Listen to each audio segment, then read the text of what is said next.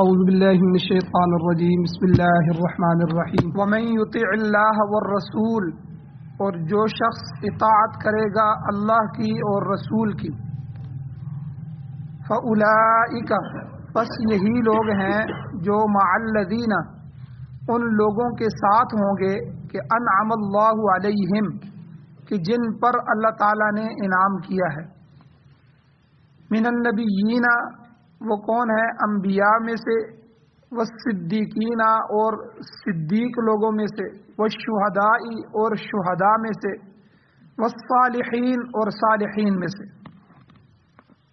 وحسن اولئک رفیقا، اور بہت ہی اچھی ہے ان لوگوں کی رفاقت، ان لوگوں کی دوستی سے، ان لوگوں کی رفاقت سے بڑی رفاقت اور کس کی ہے؟ اچھی اور خوبصورت رفاقت۔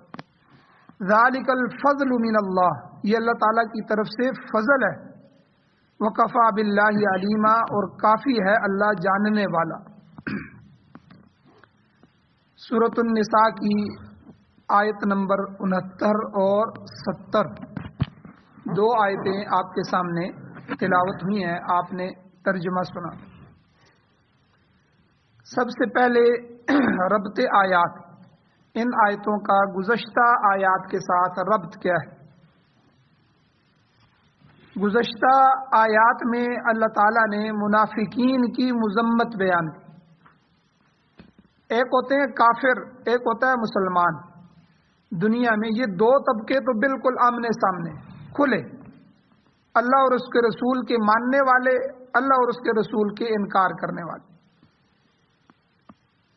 اور ایک ان کے بیچ میں منافقین ہوتے ہیں جو صفحے تو مسلمانوں کی استعمال کرتے ہیں کہ کلمہ تو نبی کا پڑھتے ہیں، سب کچھ کرتے ہیں، لیکن اللہ اور اس کے رسول کے دین پر مطمئن نہیں ہوتے، کیڑے نکالتے ہیں۔ جیسے آج کے زمانے میں ہمارے ملک میں دیکھ لیں کتنے لبرل لوگ ہیں، آزاد خیال، اپنے آپ کو مسلمان کہتے ہیں، کلمہ بھی پڑھتے ہیں، بس اس سے آگے کسی چیز کو ماننے کے لیے تیار نہیں، بلکہ علماء سے نفرت، داڑھی سے نفرت، پردے کے خلاف اقدامات کرنا، قانون سازیاں کرنے کی کوشش کرنا، عورتوں کے حقوق کی آڑ میں عورتوں کی آزادی کے نام سے عورتوں کو بالکل ننگا کرنا، آزاد کرنا، اور ایسے ایسے قوانین بنانا کہ خامند بھی اپنی بیوی پر کوئی پابندی نہ لگا سکے۔ تو یہ سب کچھ ہمارے ملک میں ہو رہا ہے۔ تو یہ سارے کی ساری شکیں منافقین کے اندر آتی ہیں کہ جو دنیا کو کلمے کے ساتھ دھوکہ دیتا ہے، کلمہ پڑھ کے دھوکہ دیتا ہے کہ ہم تو امتی ہیں، ہم تو محمدی ہیں، ہم تو قرآن و حدیث کو ماننے والے ہیں، لیکن ہر وہ عمل جو قرآن و حدیث میں کہا گیا ہے اس کی مخالفت بھی کرتے ہیں اور اس کو لاگو بھی نہیں ہونے دیتے۔ تو بہرحال اللہ کے نبی علیہ الصلوۃ والسلام کے زمانے میں بھی چند منافقین ایسے تھے جن کا سردار عبداللہ ابن ابی تھا، تو ان کو ہر وقت مروڑ لگی رہتی تھی، اللہ کے نبی کو بھی نہیں دیکھ سکتے تھے، صحابہ کو بھی نہیں دیکھ سکتے تھے، بس نماز بھی نہیں چھوڑ سکتے تھے، 5 وقت کی نماز، منافقین بھی جو ہے جماعت کی نماز نہیں چھوڑ سکتے تھے۔ تو کچھ چند ایک چیزیں تھیں جن کی وجہ سے ان کے معاملات سامنے آ جاتے تھے۔ ایک تو جہاد تھا، جب جہاد کا حکم ہوتا تو پھر آ جاتے، جان نہیں دے سکتے تھے اللہ اور اس کے رسول کے حکم پر۔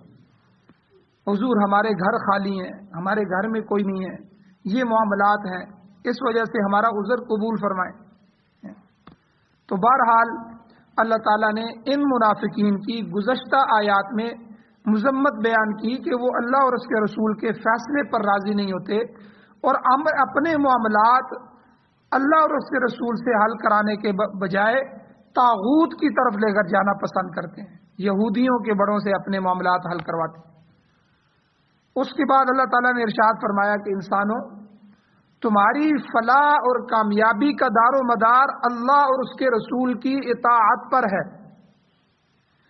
جب تک تم اللہ اور اس کے رسول کو اپنا حکم مقرر کرو گے، اپنا فیصلہ کرنے والا، اپنا قاضی اور منصف مقرر کرو گے، تو وہ اس وقت تک تم کامل الایمان نہیں ہو سکتے کہ جب تک تم اللہ کے رسول کو حکم مقرر نہ کرو۔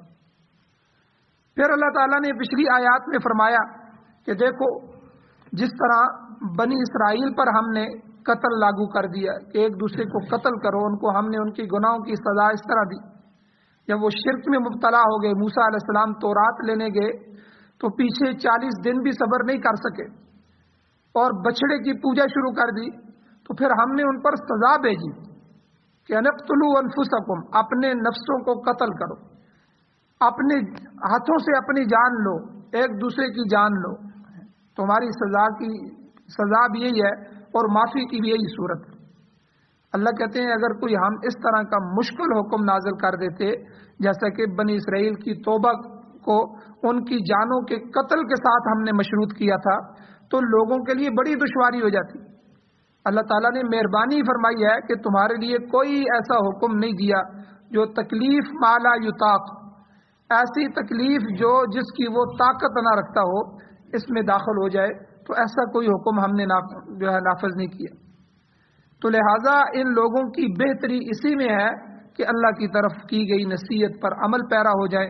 ایسا کر لیں گے تو اللہ تعالیٰ نے 4 انعامات پیچھے ذکر فرمائے کہ وَلَوْ أَنَّهُمْ فَعَلُوا مَا يُوعَظُونَ بِهِ، اگر یہ لوگ منافقین وہ کام کر لیتے جن کی ان کو نصیحت کی گئی ہے، یعنی اللہ اور اس کے رسول کی طرف آ جاتے اور اپنے معاملات قرآن و سنت سے حل کرتے تو کیا ہوتا؟ لَكَانَ خَيْرًا لَهُمْ، کہ یہ البتہ ان کے لیے بہتر ہوتا۔ پہلا انعام کہ اگر اللہ اور اس کے رسول کو اپنا منصف بناؤ گے تو تمہیں اللہ کیا دیں گے؟ تمہارے حالات میں بہتری پیدا کریں گے۔ لَكَانَ خَيْرًا لَهُمْ، ان کے لیے بہتر ہوتا۔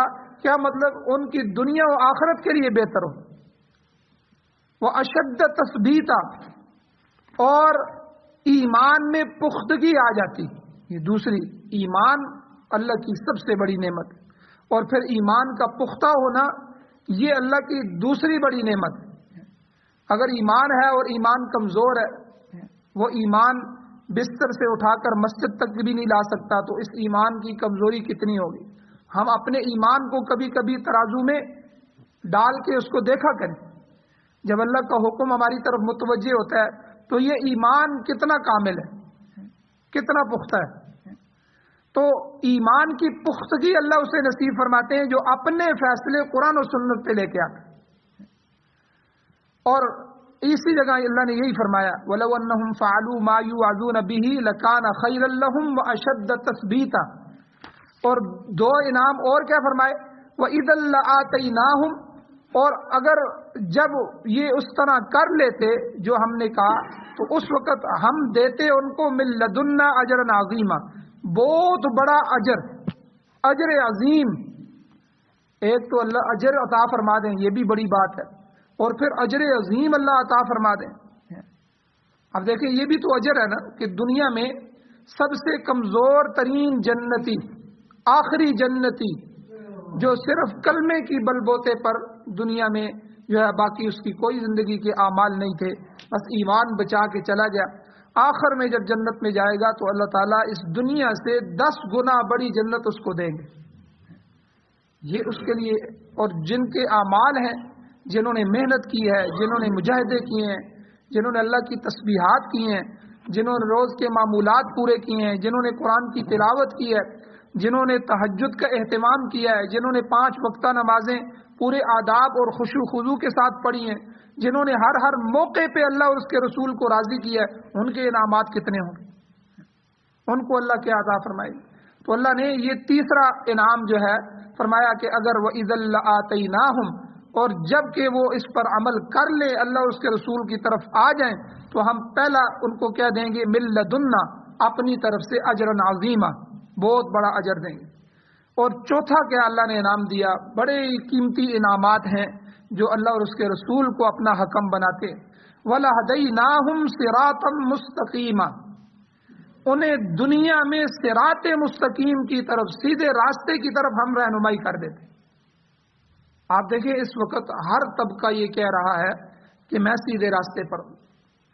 حضور علیہ السلام نے خود فرمایا کہ بنی اسرائیل کے 72 فرقے تھے اور میری امت کے 73 فرقے ہوں گے، اور ہر ایک کا دعویٰ یہ ہوگا کہ میں جنتی ہوں، میں سیدھے راستے پر ہوں۔ اور ہمارے علماء کہتے ہیں کہ اس کا سب سے بہترین طریقہ کیا ہے اس کو جانچنے کا کہ ان سب میں سے کون سیدھے راستے پر ہے۔ یہود و نصارہ جس کے دشمن ہیں سمجھ لو کہ وہی سیدھے راستے پر۔ اس وقت سب سے بڑی مصیبت علماء دیوبند پر، اور ان کی جتنی جماعتیں ہیں، دعوت و تبلیغ کی شاخ ہے یا جس طرح بھی، ان کے مدارس بند کرو، ان کو توڑو۔ اور افغانستان میں دیکھیں آپ طالبان، وہ علماء دیوبند تھے، احناف تھے، اور اسی طرح پوری دنیا میں آپ دیکھ لیں، امام ابن تیمیہ رحمۃ اللہ علیہ فرماتے ہیں اگر کسی کے حق کو پہچاننا ہو تو دشمن کے باطل کے تیروں پر نظر رکھو، جس پر باطل کے تیر، باطل کو جس سے تکلیف ہو رہی ہو سمجھ لو کہ وہ حق پر۔ آج باطل کو کسی طبقے سے تکلیف نہیں ہے، مرزئی ہیں وہ، ان کے اپنے روافض ہیں، ان سے بھی کوئی مسئلہ نہیں ہے، ٹھیک ہے، دوسرے ہیں ان سے بھی کوئی مسئلہ نہیں ہے۔ مسئلہ ہے تو قرآن و سنت کی آواز اٹھانے والوں۔ اور یہ علماء دیوبند کی جماعتیں ہیں جو جہادی تحریکیں ہوں یا کوئی بھی ہو، وہ کہتے ہیں اللہ اور اس کے رسول کے قانون کو نافذ کرو۔ اور اس وقت دنیا میں سب سے بڑی جنگ نظاموں کی جنگ ہے، یاد رکھیں، یہ افراد کی جنگ نہیں ہے۔ وسائل کی جنگ بھی اب پیچھے رہ گئی ہے۔ پہلے ہوتا تھا وسائل پہ جھگڑا ہوتا تھا، ان کے پاس گیس ہے، تیل ہے، ذخائر ہے، فلاں ہے، وسائل ہے، اس ملک سے لڑو، اس پر قبضہ کرو۔ اب ایک نظام ہم نے دیا ہے جمہوریت کا، برطانیہ کا نظام ہے، وہ کہتے ہیں ہم پوری دنیا میں جمہوریت نافذ کریں گے، اور اللہ کے کچھ بندے کہتے ہیں نہیں، یہ زمین اللہ کی ہے تو نظام بھی اللہ کا ہو۔ للہ ملک السماوات والارض، آسمان و زمین کی بادشاہتیں اللہ کی ہیں۔ للہ ما فی السماوات و ما فی الارض، آسمان زمین سے لے کر آسمان اور آسمان کے خلا اور سارے نظام میں جو کچھ ہے اس کا مالک اللہ ہے۔ جب زمین اللہ کی ہے تو نظام بھی اللہ کا چلے، چاہے ہماری جان چلی جائے۔ تو یہ دو نظاموں کی جنگ ہے، یورپی نظام اور اسلامی نظام۔ اس وقت یہ دو نظام ٹکرا رہے ہیں، اور یاد رکھیں جب دو نظاموں کی جنگ ہوتی ہے تو یا ایک نظام دوسرے نظام سے لڑ کے اس کو ختم کر دیتا ہے، حاوی ہو جاتا ہے، یا وہ اس کو اپنے اندر ضم کر لیتا ہے، اپنے اندر لے لیتا ہے۔ آج یورپی نظام نے ہمیں ختم تو نہیں کر سکے، لیکن انہوں نے ہمیں اپنے اندر لے لیا۔ کیا مطلب؟ ہمارا لباس بدل دیا، ہمارے بالوں کے سٹائل انہوں نے بدل دیے۔ آج دیکھیں سب کے بالوں کے سٹائل یورپی ہیں، سب کا لباس، ہمارے بچوں کا لباس پینٹ شرٹ ہے، وہ اب ہمارا اپنا اسلامی لباس ہی نہیں ہے، ہمارا تشخص انہوں نے لے لیا۔ آج 100% میں سے جو ہے 95% لوگوں کی داڑھی نہیں ہے، انہوں نے ہماری شکلیں بدل دی ہیں، شکلیں ہماری یہود و عنود کی ہو گئی ہیں۔ انہوں نے ہماری تجارت کے اندر کتنی تجارتیں ہیں، اور انٹرنیشنل سطح کی ہوں، نیشنل قومی سطح کی ہوں، یہ ساری تجارتوں پر قبضہ ان کا ہے، عالمی منڈیوں پر قبضہ ان کا ہے، جہاں سے تجارتیں ملکوں کے ساتھ ہوتی ہیں۔ کوئی ملک ان کے رولز اور ان کی اصولوں کے خلاف جو ہے وہ کوئی تجارت نہیں۔ ہمارے ملک میں اگر بینک قائم ہے، کوئی بینک ورلڈ بینک کے اور IMF کے بغیر کوئی اپنے ملک میں بینک نہیں بنا سکتا۔ ہمارے بینک ان کے قبضے میں، ہمارا نظام ان کے قبضے، کوئی اسلامی بینک نہیں بنا سکتا خود۔ یہ امت کو دھوکہ دینے کے لیے انہوں نے کہا جی اس میں سے ونڈوز نکال دو، اسلامی ونڈو رکھی ہوئی ہے جی ہم نے، ہر جو ہے وہ کافرانہ سودی بینک کے اندر انہوں نے ایک ونڈو رکھ دی ہے۔ یہ ونڈو کا مطلب ہے کھڑکی، یعنی ایک نظام ہم نے چھوٹا سا ساتھ اسلامی بھی رکھا ہوا ہے، آپ اس میں آ جائیں۔ اور اسی طرح ہماری صحت ہے، ادارہ عالمی صحت جس کو WHO کہتے ہیں، ورلڈ ہیلتھ آرگنائزیشن، یہ کس کے قبضے میں ہے؟ آپ کا سائنسدان، آپ کا بچہ جو میڈیکل میں پڑھ کے اوپر جائے، اپنی تحقیق پر ایک ٹیکہ نہیں بنا سکتا، ایک گولی خود نہیں بنا سکتا، جب تک کہ WHO کی اتھارٹی اور اس کو وہاں سے مہر نہ حاصل ہو جائے۔ اور پوری دنیا کی قوموں کو انہوں نے اقوام متحدہ میں جکڑ رکھا ہے کہ اقوام متحدہ میں انہوں نے قوم کو لے کے آئے، ہمارا ملک ہے، ہمیشہ تلوار لٹکاتے رکھتے ہیں جی، اگر تم ہماری شرائط نہیں مانو گے ہم تمہیں وہ WTF پتہ نہیں کیا کہتے ہیں اس کو، ہم اس میں ڈال دیں گے، دہشت گردانہ ملک میں ڈال دیں گے۔ کبھی کیا پابندیاں ہیں، جو ملک تھوڑا سا سر اوپر اٹھاتا ہے اس پر پابندیاں لگا دیتے ہیں۔ عالمی سطح کی پابندیاں، کوئی پوری دنیا کا ملک ان سے تجارت نہیں کر سکتا، ہر ملک ڈر رہا ہے. تو یعنی یہ سب کچھ کیا ہے؟ یہ یہود و نصارہ کی وہ چالیں. تو اب صراط مستقیم اللہ تعالیٰ نے فرمایا کہ جو اللہ اور اس کے رسول کے فیصلوں کو لاگو کریں گے، اللہ اور اس کے رسول کی طرف آئیں گے، ان کو اپنا حاکم، قاضی، منصف مانیں گے، تو ہم اس کو چوتھا انعام کیا دیں گے؟ وَلَهَدَيْنَاهُمْ صِرَاطًا مُسْتَقِيمًا، کہ ہم اس کو صراط مستقیم کی رہنمائی کریں گے. اور یہ اتنی بڑی دعا ہے صراط مستقیم کہ ہم سورہ فاتحہ میں اللہ تعالیٰ نے ہمیں سکھلائی ہے، اور ہم ہر نماز میں، ہر رکعت میں اللہ سے یہ دعا کرتے ہیں، اهْدِنَا الصِّرَاطَ الْمُسْتَقِيمَ، اے اللہ مجھے سیدھے راستے پر رکھیو. حدیث میں آتا ہے حضور علیہ الصلوۃ والسلام نے ایک دفعہ بیٹھے ہوئے تھے تو حضور نے نیچے زمین پر لکیریں لگائیں. ایک لکیر حضور نے سیدھی لگائی، حضور نے فرمایا یہ صراط مستقیم ہے. اور کچھ اس سے الگ اس طرح کی لکیریں لگائی. حضور نے فرمایا یہ سارے راستے جہنم کی طرف جا رہے ہیں، یہ سیدھا راستہ جو ہے وہ. اس طرح امت کو سمجھایا. اور آگے اللہ تعالیٰ نے ایک جگہ فرمایا والذین اہتدوا زادہم ھدا، جو کوئی ہدایت کے راستے پر چل نکلتا ہے اللہ تعالیٰ اس کے لیے ہدایت میں اضافہ فرما دیتے ہیں، اللہ اس کو ہدایت کھول دیتے ہیں. تو بہرحال اللہ تعالیٰ نے ان آیات میں، پچھلی آیات میں فرمایا لوگوں کی بہتری اسی چیز میں ہے کہ اللہ تعالیٰ کی طرف سے کی گئی نصیحت پر ما فعلوا به ما یوعظون، جو ان کو نصیحت کی گئی ہے اس پر عمل پیرا ہو جائیں. اگر ایسا کر لیں گے تو ہم انہیں 4 انعام دیں گے.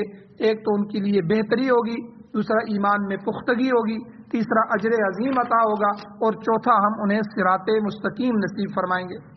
تو اللہ تعالیٰ نے ان 4 انعامات کا تذکرہ فرمایا. پھر ہر نیکی کنندہ جو بھی نیکی کر رہا ہے اس کے لیے آخرت میں اجر عظیم تو بلا شبہ ہے، اسے دنیا میں بھی وہ صراط مستقیم نصیب ہو جائے گا جس کی دعا ہر مومن آدمی ہر نماز میں کرتا ہے. اب آج کے درس میں اللہ تعالیٰ نے اپنے اور اپنے رسول کی اطاعت کرنے والوں کے لیے 5ویں انعام کا ذکر کیا. یہ 4 انعام پچھلی آیات میں ہے، 5واں انعام وہ انعام کیا ہے؟ بلند ترین لوگوں کی رفاقت. آپ اگر شادی کر رہے ہیں تو حضور نے کیا فرمایا کہ جس کو بہترین بیوی مل گئی، اطاعت گزار بیوی مل گئی، تو یہ جنت، دنیا کے اندر اس کی جنت. اور اگر آپ دوستی کر رہے ہیں تو آپ کو بہترین دوست مل گئے جو مشکل میں کام آنے والے ہیں، مشاورت میں اچھا مشورہ دینے والے ہیں، اور ہر جگہ آپ کے ساتھ ہیں، تو یہ بہترین دوستی. اور اگر آپ سفر کر رہے ہیں تو بہترین رفیق سفر آپ کو مل جائے، اچھے ساتھی مل جائے تو سفر آپ کا کٹ جائے گا. تو زندگی کے اس دوڑ میں ہر ایک کو ہر لمحے ایک بہترین ساتھی کی ضرورت ہے. تو اللہ تعالیٰ نے ان بلند ترین لوگوں کو ذکر فرمایا جو اللہ کے ہاں بلند ہیں. اللہ کہتے ہیں جو اللہ اور اس کے رسول کی اطاعت کرے گا میں ان لوگوں کی رفاقت ان کو نصیب کروں گا. یہ بڑی فضیلت والی بات ہے. کیا اللہ فرما رہے ہیں؟ اللہ کہتے ہیں وَمَن يُطِعِ اللَّهَ وَالرَّسُولَ، جو شخص اللہ اور اس کے رسول کی اطاعت کرے گا. اس میں میں نے پہلے بھی ذکر کیا کہ اللہ تو مطاع مطلق بالذات ہے، یعنی اس کی اطاعت کرنی ہے، وہ اطاعت فرض ہے، اور اس کی ذات کی اطاعت کرنی ہے. اور اللہ کے رسول کی جو اطاعت ہے، یہاں اللہ نے دونوں کو ذکر فرمایا. اللہ کی رسول کی ذات کی اطاعت تو نہیں ہے، لیکن وہ رسالت کی وجہ سے مطلقاً فرض ہے. جس طرح اللہ کی اطاعت فرض ہے، رسول کی اطاعت بھی فرض ہے. اللہ اور اس کے رسول کی اطاعت میں فرق یہ ہے، اللہ کی اطاعت ہم اس کی ذات کے حساب سے کرتے ہیں. اللہ کی ذات ہی ایسی ہے کہ اس کی اطاعت کی جائے، وہ ہمارا مالک ہے، محسن ہے، خالق ہے.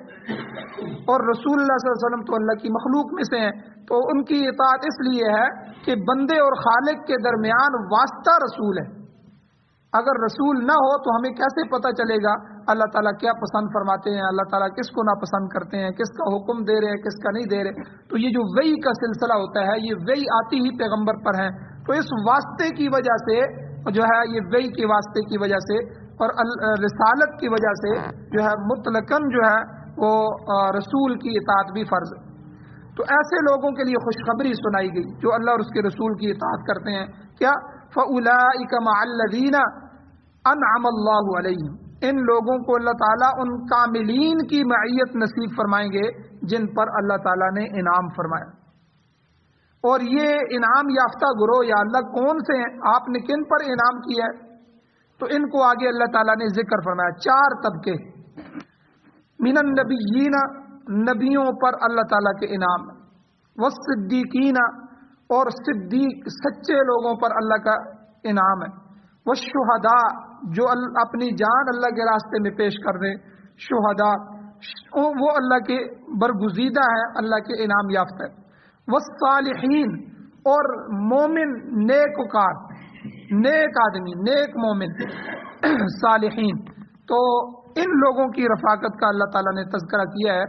اور یاد رکھیں یہ بھی، جہاں ہم اہدنا الصراط المستقیم کی دعا کرتے ہیں ہر نماز میں، وہاں ہم اللہ سے یہ بھی دعا کرتے ہیں، صراط الذین انعمت علیہم، اے اللہ ان لوگوں کے راستے پر چلا جن پر تو نے انعام کیا۔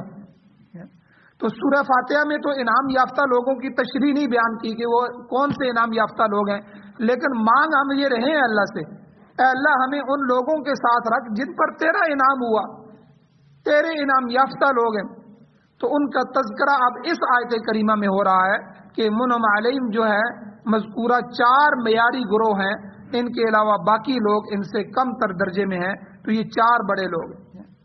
تو ان میں سے انبیاء علیہ السلام، یاد رکھیں انعامات جو ہوتے ہیں، اللہ نے جو انعامات کیے ان 4 پر، انعامات 2 قسم کے ہوتے ہیں، ایک ہوتے ہیں مادی انعامات اور ایک ہوتے ہیں روحانی انعامات۔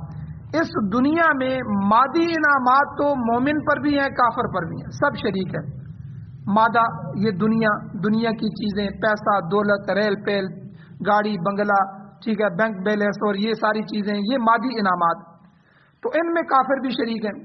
اللہ نے ہر ایک کو دے رکھا ہے، کسی کو کم دیا ہے، کسی کو زیادہ دیا، بلکہ کافروں کو زیادہ دیا ہے۔ ہمارے استاد فرماتے تھے کہ چونکہ ان کے جو نیک اعمال ہیں کبھی وہ کسی کو دے دیتے ہیں، کبھی ان کی NGOs جو ہیں وہ بہت سارے کام کروا دیتی ہیں، کبھی وہ صدقہ خیرات اپنی طرف سے کر دیتے ہیں، تو ڈونیٹ کرتے ہیں وہ، تو اس کے بدلے میں اللہ تعالیٰ ان کو دنیا میں ہی دے دیتا ہے۔ دنیا کیر ہے، دنیا کوئی ایسی بڑی چیز نہیں ہے۔ دنیا اگر بہت کوئی اچھی چیز ہوتی تو اللہ اپنے نبی علیہ السلام کو عطا فرماتے، بلکہ حضور کو کہا بھی اللہ نے، اگر آپ چاہیں تو یہ احد کا پہاڑ سونا بن کے آپ کے ساتھ چلے، ہر وقت آپ کے ساتھ رہے، یہ دنیا ہم آپ کے قدموں میں۔ حضور نے فرمایا اللہ نہیں، مجھے یہ دنیا نہیں چاہیے۔ تو فقر میں زندگی گزر جائے تو میں آپ کا شکر ادا کرتا رہوں، تو صبر کرتا رہوں، اسی میں صبر اور شکر میں مجھے میری زندگی گزر جائے۔ تو بہرحال مادی انعامات جو ہوتے ہیں، یہ دنیا کے انعامات، دنیا کی نعمتیں، یہ تو اللہ مومن کے ساتھ ساتھ کافروں کو بھی دیتا ہے، اس میں سب شریک ہیں۔ البتہ روحانی نعمت اللہ کے مقبول بندوں کو حاصل ہوتی ہے، اور ان مقبول بندوں میں سر فہرست جو ہیں انبیاء علیہ السلام کی جماعت۔ علم العقائد جو ہے یہ ایک مستقل فن ہے جس کے ذریعے اچھے اور برے عقائد کی تشریح کی جاتی ہے۔ تو اس فن کے ماہرین نے عقائد کی کتابوں میں نبی کی تعریف کی ہے کہ نبی کسے کہتے ہیں۔ انشاءاللہ کل کے درس میں نبی کی جو تعریف اہل منطق نے کی ہے، اور اسی طرح جو علم العقائد والوں نے کی ہے، تو اس کے بارے میں تھوڑی سی تفصیل بھی بیان ہوگی، اور ان 4 طبقوں کی تفصیل بیان ہوگی انشاءاللہ۔ اللہ تعالیٰ سے دعا ہے اللہ ہمیں عمل کی توفیق عطا فرمائے۔